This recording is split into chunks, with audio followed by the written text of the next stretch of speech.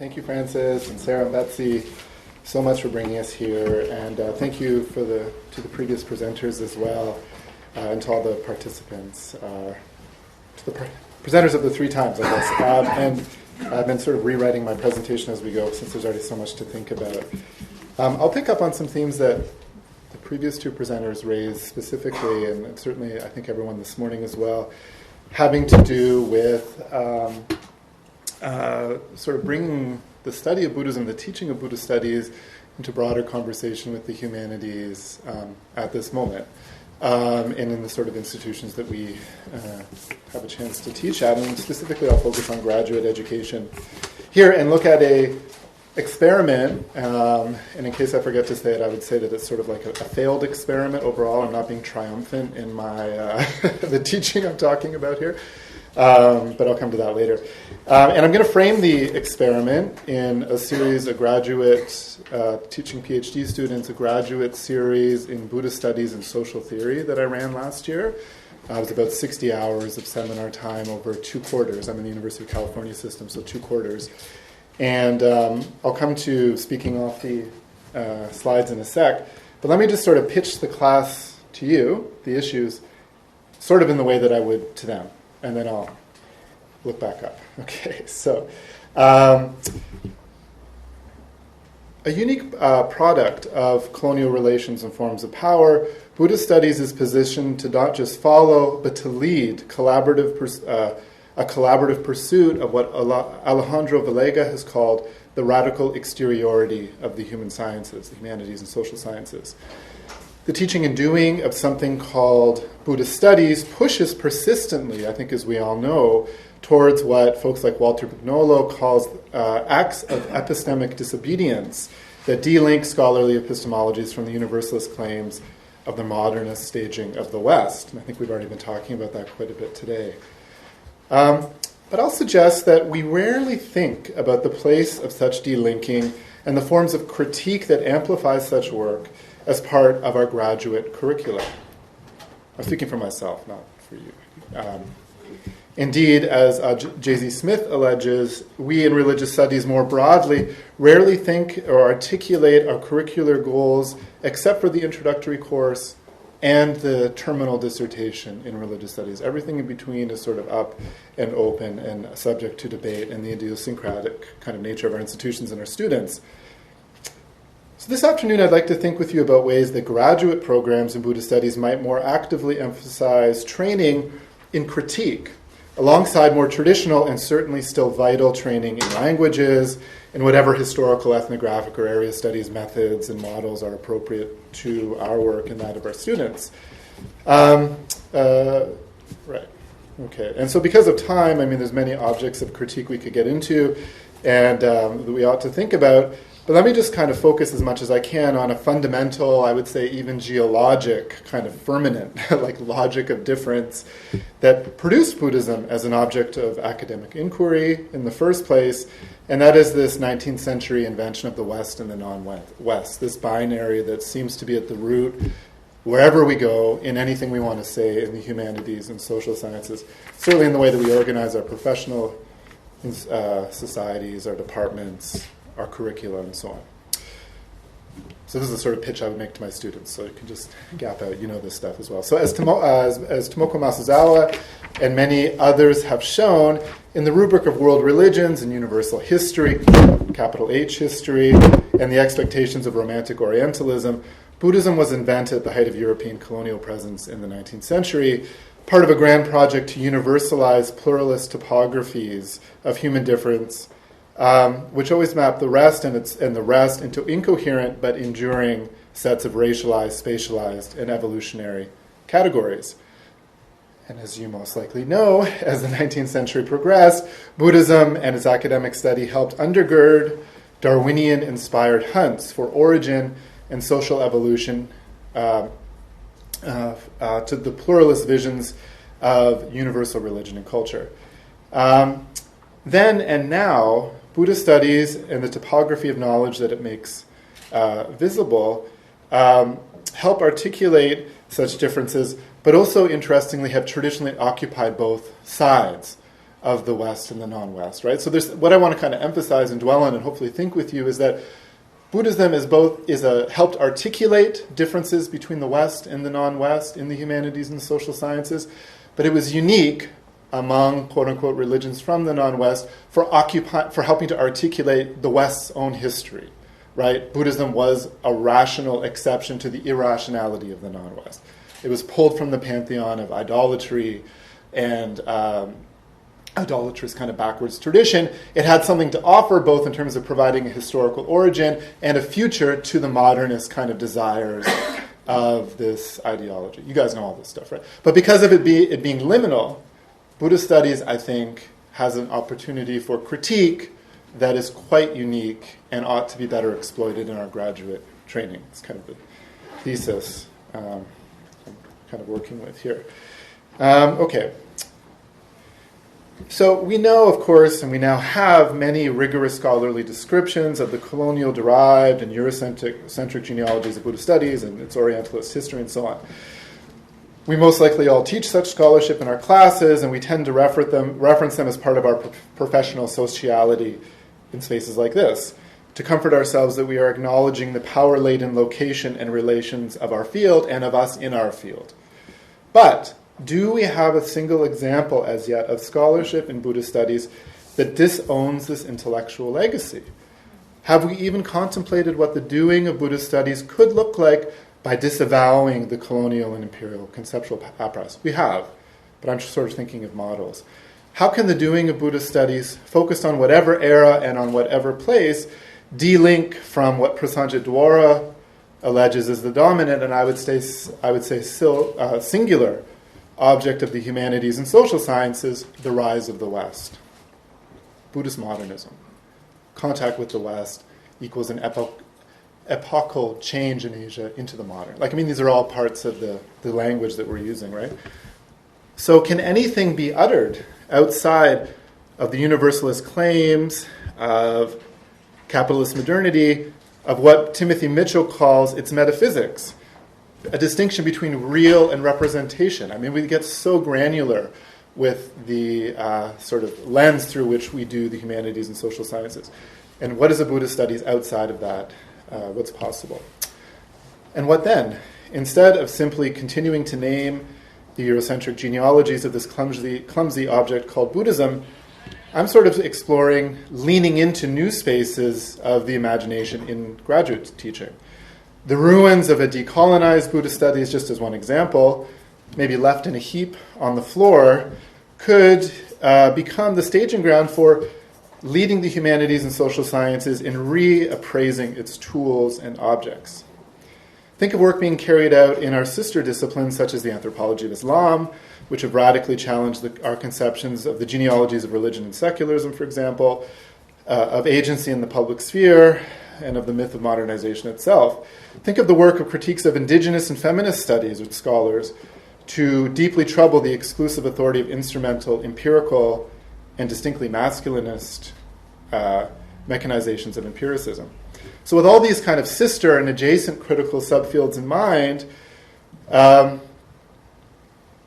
we might ask what elements, for example, of monastic and scholastic traditions in quote-unquote Buddhism were passed over as serving the needs of the modern world. How have certain monastic and lay formations and associated knowledge practices remained incommensurable with the meta-narratives of this globalized modernity? How do the parameters of an enlightenment-derived kind of modernities, both in the quote-unquote West and the rest, how did they exile, exclude, make invisible certain formulations of the subject, of time, of territory, community, religiosity, and not others?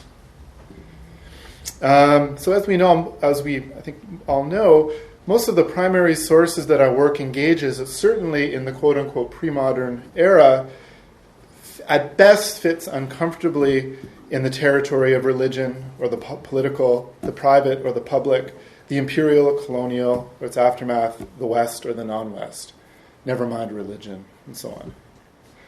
But what next? What does the undisciplining of Buddhist studies, specifically in graduate education, entail?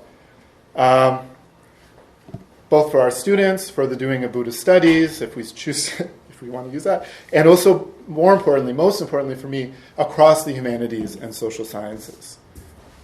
In recent years, I've been exploring how to synthesize, kind of bring these questions to graduate students in my institution at the University of California at Riverside. So I guess I should say I'm a religious studies program. We have doctoral students and MA students. I'm cross-listed in Comp Lit, and I'm also direct the Asian Studies program, so we've got students in ethnic studies and gender and sexuality studies. We've got a real kind of interdisciplinary mix going, but we do have a graduate program in religious studies in which this series was taught. This failed series was taught. Okay. So I've been trying to develop graduate courses that provide Buddhist studies students and sort of our Asianists more generally, which might include Americanists, with language proficiency and area specialization, but then also a rigorous training in forms of analysis, argumentation, interpretation, and imagination required to illuminate these territories beyond the politics, sensibilities, temporalities, and spatialities, moral narratives, and so on, tied inextricably to the modern and its universalist claims.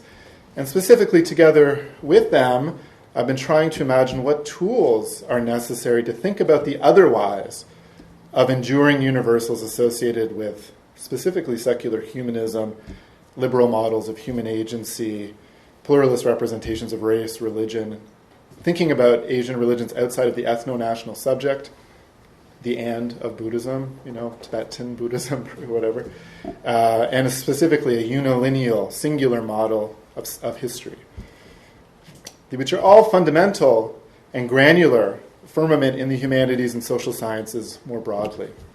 Okay, so what do I want to say? Yeah, okay, so here's what I did.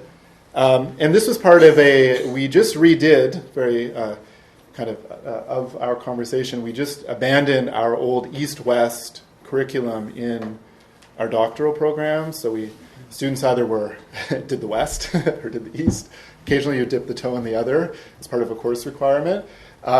We got rid of all of that. We did an external review. And this is the kind of the space, the institutional space that allows me to kind of experiment. And what we did is we created 3 streams for our graduate students, each of which had distinct method and theory classes. So students in coming to our program can do hermeneutics and history, power, or transnational religion. You're not bound to any of those, but students are required to take a method and theories course specific to one of those streams, as well as doing classical and contemporary theory, and then they can kind of move around after that. So my little series in Buddhism and Social Thought is like a next class that these students would take after taking one of these core courses. I guess I should say, too, the students who took both, there was about 7 or 8 who followed through with both of them. I had a few others that came for one or the other.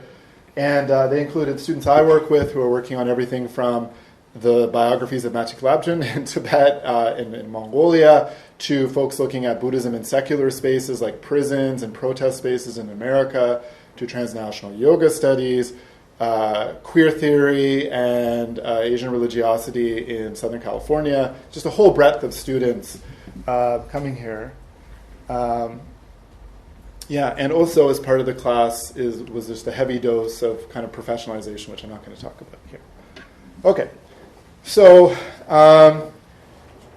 the basic goal of the class, I'm just going to leave time for discussion, so let me just kind of quickly get to contemporary theory was post-World War II social theory, focused on questions such as this, moving through structuralism, post-structuralism, subaltern post-colonial studies, feminist critiques, queer theory, kind of just a working knowledge of recurring themes in critical theory and social thought so that students would be conversant on the job market. This was added on to classical theory in religion. And then moving from that, though, towards my class in Problems in the Study of Buddhism, which was meant to sort of look at rhetoric and discipline in Buddhist studies, but then also to develop for the students their own kind of critical voice of how their work on quote-unquote Buddhist traditions or whatever they're working on could provide new critiques of these sort of fundamental orientations in the humanities and social sciences. in whatever stage they were at. If they were writing a thesis proposal, if they were giving a first conference presentation, if they were writing the introduction to the thesis, if they're going on the job market. And I had students in each of those categories. And that was the written output of the work, was to do those things. And we workshopped them together as the written component, in addition to reading and so on. And so I originally wanted to read like 19th century Buddhology, and then at one point I kind of said, oh, these guys are they already hate me so much.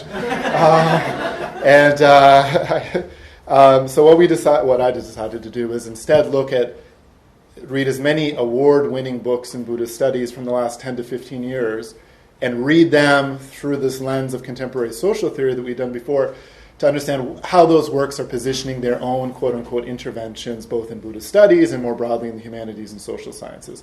So in other words, like, look at the history of the field as that has been staged in notable and award-winning works in Buddhist studies or adjacent fields in the last 10 or 15 years, which I think they appreciated a lot more. The failures. This required an enormous amount of lecturing and hand-holding in ways that I hadn't anticipated. I think ideally in a graduate seminar, as part of the professionalizing experience, the students themselves are meant to lead discussions and debate with one another. And moving from, Latour to, a study of Dharmakirti or something like that, for the students that we have at least, they required a lot of help, and which I, of course, was happy to provide in whatever way I could. So there's a lot more lecturing. It felt a lot more lecture-heavy than I think I had planned, or that a graduate course should look like. And the students themselves were grappling with all kinds of jargon. This is the jargon of the sources that we look at in our field sites and archives and texts we look at in Buddhist studies, but also the heavily jargony world of social theory. So in any case, that was a major failure. But what I did ask the students to do in the spirit of collaboration I tried to kind of cultivate in this class, I told them that I was coming here, and I said, hey, you guys, this was a year ago I taught this, and I said, you guys have done courses, you're out in your work, reflect on the class and tell me, like, what actually did this fit you with? Did those questions provide you with? So, in ways that weren't apparent right here, when it was right here. And but read these knowing that I'm still the supervisor of these people and there was nothing critical. So, I think that I'm not trying to be triumphant here. But they had a few positive things to say that I wanted to mention. Right, so one student, for example, starting to think from the periphery, requires us to first see the center, maybe going back to how we organize even introductory courses in Buddhist studies at the undergraduate level, where we start. We don't need to, this is the words of the students, not needing to always look at Origen's master texts or its modern secular forms, but we can take seriously material and embodied practices alongside intellectual, economic, and legal histories. This was something that this student had taken away from our discussions.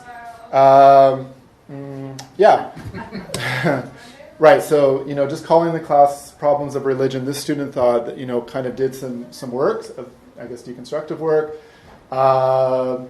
and also moving immediately to a social justice standpoint that informs the student work, that it helps recognize structural problems, to name it, to frame it, and then to taking steps to addressing it.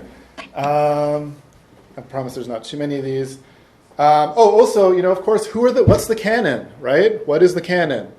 My department, at least, is focused very productively, I'd say, on, like, quote-unquote, queering the canon in whatever sense that might entail. And as this student noted, who is quite right, which is, and I think we've already brought up, why shouldn't 50% of the material be authored by non-Western folks, but maybe more broadly also just outside of the peer-reviewed structures of journals and academic works and so on and so forth.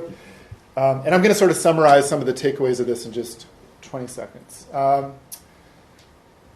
how can we center then, this student is left wondering, how can we center the lives of those left illegible, both in the master texts and dominant narratives of the sources we study, which, as we know, are dominated by patriarchal narratives and so on and so forth, up until and even including, of course, the modern period, but also the illegibility of so many ways of being in the world and orienting oneself outside of these frameworks in the humanities and social sciences. How do we hold space for them as they try to figure out a way to, how do we hold space for them in these frameworks? And, right, teaching is liberatory practice. Okay, so let me just kind of finish with, I shared these with students. We came to a consensus that to answer a question I raised at the start here and that I raised at the start of these seminars, which is not only how do we name the Orientalist and colonial and Eurocentric orientation of our categories in the humanities and social sciences and in Buddhist studies? How do we not only name them, but how do we occupy spaces outside of them? How can the doing of Buddhist studies think outside of these orienting principles in the humanities and social sciences? The otherwise being in time and place and agency and so on and so forth. How can Buddhist studies lead and not only reference some of these critical disciplines that are just adjacent to us?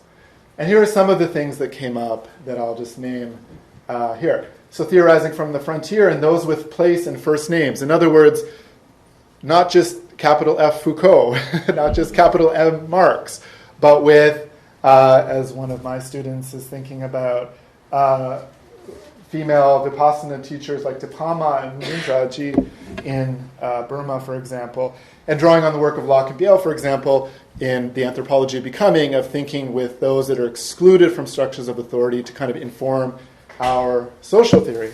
Buddhism offers us the Buddhist studies offers us, of course, endless examples. Emphasizing relational knowledge, not just in the objects we treat, but in our own practice as teachers and scholars and researchers, and so on and so forth, drawing on critical approaches in feminist and indigenous critiques and so on. Multi-perspectival history, which is really being explored in the pre-colonial history of Africa at the moment, for example, right? Multi-perspectival, the multiverse, kind of getting outside of singular universalist narratives tied inextricably to the modernist staging of the West. Thinking outside, even in the modern period, when in the 19th and 20th century, doing the history of Asia, of Buddhism in and outside of, and through and between Asia, outside of the ethno-national subject, outside of race, religion, territory, and kind of all of these things that go into the what was it an imaginative product of which is the national subject. What is the remainder? What is outside? And so on and so forth. And so. Is that it? Yeah.